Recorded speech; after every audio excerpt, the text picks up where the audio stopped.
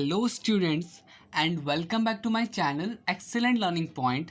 तो बच्चों, आज के इस वीडियो में हम क्लास 10th का वर्कशीट नंबर 39 करने जा रहे हैं। सब्जेक्ट हमारा कार्बन एवं उसके यौगिक हैं। ठीक है, तो आज जो हमारा टॉपिक है संतृप्त एवं असंतृप्त कार्बन यौगिक।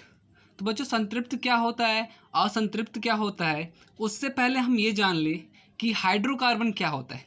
तो देखो, जैसा कि हम अभी तक पढ़ चुके हैं, हाइड्रोकार्बन वह अणु है जिनमें कार्बन एवं हाइड्रोजन परमाणु पाए जाते हैं।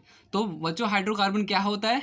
तो ये वैसे मॉलिक्यूल्स हैं, वैसे अणु हैं जिनमें कार्बन व हाइड्रोजन के आइटम्स परमाणु पाए जाते हैं।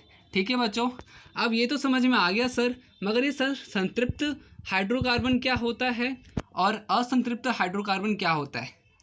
तो बच्चों, जब कार्बन हाइड्रोजन के साथ एकल आबंध बनाता है, क्या बनाता है बच्चों? एकल आबंध बनाता है, तो उसे संतृप्त हाइड्रोकार्बन्स कहते हैं। और बच्चों, असंतृप्त हाइड्रोकार्बन में क्या होता है? वह हाइड्रोजन जिनमें सभी कार्बन परमाणु परस्पर द्वि या त्रि आबंध बनाते हैं, मतलब कि 2 या 3 जोड़े बनाते हैं बच्चों, आबंध बनाते हैं, तो उसे असंतृप्त हाइड्रोकार्बन्स कहते हैं। तो बच्चों, जैसे कि आपको यहाँ पे सारे डायग्राम्स दिख रहे हैं, मैंने पिछली वर्कशीट में बताया था कि कैसे क्या बनता है बच्चों, ये सारी चीज़ें कैसे बनती हैं, कैसे हम इसका आबंध बनाते हैं, बिंदु संरचना हम बच्चों कैसे इसकी करते हैं, वो सारी चीज़ें मैंने इसमें बता रखी है। एथीन कैसे होता है, एथाइन क्या होता है, तो ये सारी चीज़ें हमने देखी थी। और श्रृंखलाएँ क्या होती है बच्चों? तो श्रृंखलाएँ हमने देखा था कि श्रृंखलाएँ या शाखाएँ आपका क्या होता है। तो जैसे ये आपको दिख रहा है, ये शाखाएँ हो गई, और ये श्रृंखलाएँ कुछ इस तरह की हो गई। ठीक है, वल्य ऐसा कुछ हो गया आपका। ठीक है, तो ये सब तो हमने कर लिया था, और आज हमें जो करना है बच्चों, कुछ क्वेश्चन आंसर्स करने हैं। तो बिना किसी टाइम वेस्ट किए बच्चों क्वेश्चन आंसर स्टार्ट करते हैं। तो बच्चों, सबसे पहला हमारा प्रश्न है, पेटेन और प्रोपीन के इलेक्ट्रॉन बिंदु संरचना करनी है और आबंध युक्त संरचना का चित्रण करना है। इलेक्ट्रॉन बच्चों, इलेक्ट्रॉन डॉट स्ट्रक्चर को ही क्या कहते हैं? इलेक्ट्रॉन बिंदु संरचना कहते हैं। तो देखो, पेंटेन का कैसे बनेगा, तो यहाँ मैंने बच्चों अच्छे से बना रखा है, आप प्लीज़ इसे नोट डाउन कर लीजिएगा। कुछ इस तरह से आपको पूरा का पूरा क्या करना है, बिंदु संरचना बनाना है। किसका? पेंटेन का। ठीक है, तो ये आपको पूरा अच्छे से बना लेना है। फिर बच्चों क्या था, फिर आपको आबंध युक्त संरचना भी बनानी है। आबंध युक्त संरचना में आप क्या बनाओगे बच्चों? तो वहाँ पे आपको कुछ इस तरह से बनाना है। ये पूरा का पूरा आपका फर्स्ट का आंसर होगा, आबंध युक्त संरचना में। ठीक है, फिर बच्चों, फिर हमें किसका बनाना था? फिर हमें प्रोपीन का भी बनाना था, प्रोपीन।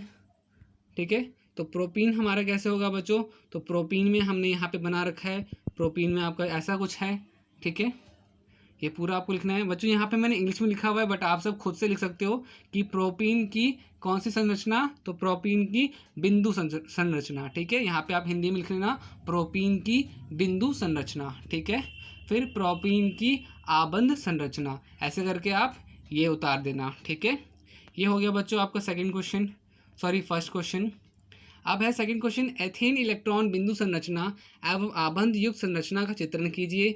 इसकी संयोजकता को संतुष्ट करने के लिए 2 कार्बन परमाणु के बीच कितने आबंध आवश्यक हैं, ये बताइए। तो कार्बन चतुसंयोजी होता है, इसके 4 में से 3 संयोजक हाइड्रोजन अणु के द्वारा संतुष्ट कर दी जाती है, और बाकी बची हुई संयोजकता कार्बन कार्बन करके एक आबंध संतुष्ट की जाती है।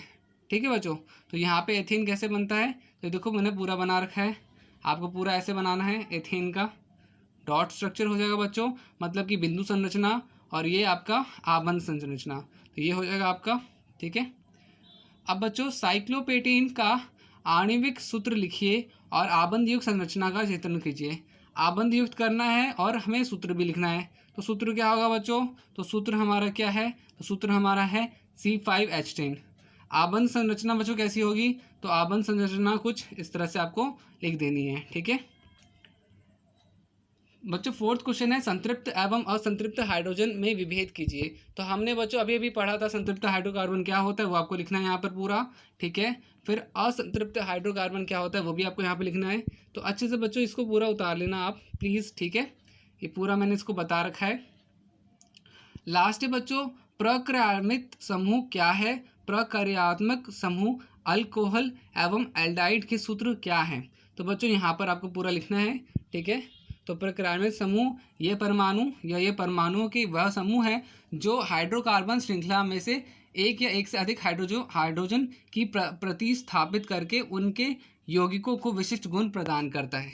कैसे हैं बच्चों फॉर्मूले, इसके कैसे बनेंगे? तो आपका ये पूरा पहले का हो जाएगा और ये दूसरे का हो जाएगा। ठीक है, आप इसको बच्चों हिंदी में भी लिख सकते हो, वर्कशीट में पूरा का पूरा बना हुआ है। अगर आपको नहीं पता तो मैं आपको बता देता हूँ। ये देखो, तो ये देखो बच्चों, यहाँ पे दे रखा है, तो आप हिंदी में आराम से लिख लेना, कोई दिक्कत वाली बात नहीं है। अल्कोहल को आपको यहाँ पे हिंदी में लिख लेना है, और एल्हाइड जो आपको बोल रखा था वो भी आप यहाँ पे हिंदी में लिख सकते हो। ठीक है, तो कोई बड़ी वाली बात नहीं है बच्चों, हिंदी में आप थोड़ा बहुत तो ट्रांसलेट कर ही सकते हो ना। तो इसलिए बच्चों ये पूरा का पूरा आज का वर्कशीट था हमारा। ठीक है, तो बच्चों आज की वीडियो में इतना ही, बाकी मिलते हैं नेक्स्ट वीडियो में, तब तक के लिए बाय बाय।